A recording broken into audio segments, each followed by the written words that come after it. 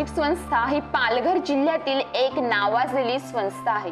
ही संस्था गरिबांची संस्था अशी देखील त्यांची ओळख आहे। लोककल्याण मानव ही सामाजिक संस्थेची स्थापना 2020 मध्ये झाली।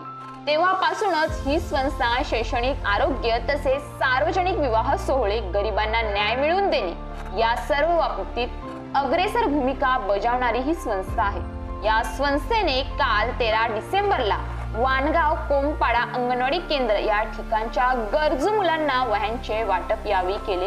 या संस्थेमार्फत दरवर्षी हजारो गरीब गरजू विद्यार्थ्यांना शैक्षणिक साहित्यांचे वाटप करण्यात येते।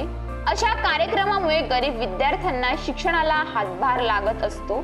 या बाबीचा विचार करून सर्व सामाजिक संस्थांनी पुढाकार घेऊन असे कार्यक्रम राबवले पाहिजेत, जेणेकरून एकही विद्यार्थी शिक्षणापासून वंचित राहणार नाही, असे मत संस्थेचे अध्यक्ष देवपुरे यांनी यावेळी मांडले।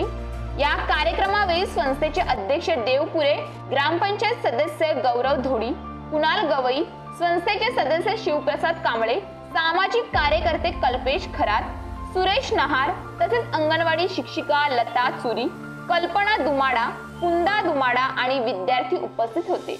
न्यूज पोलीस रिपोर्टर माधव तला, वानगाव।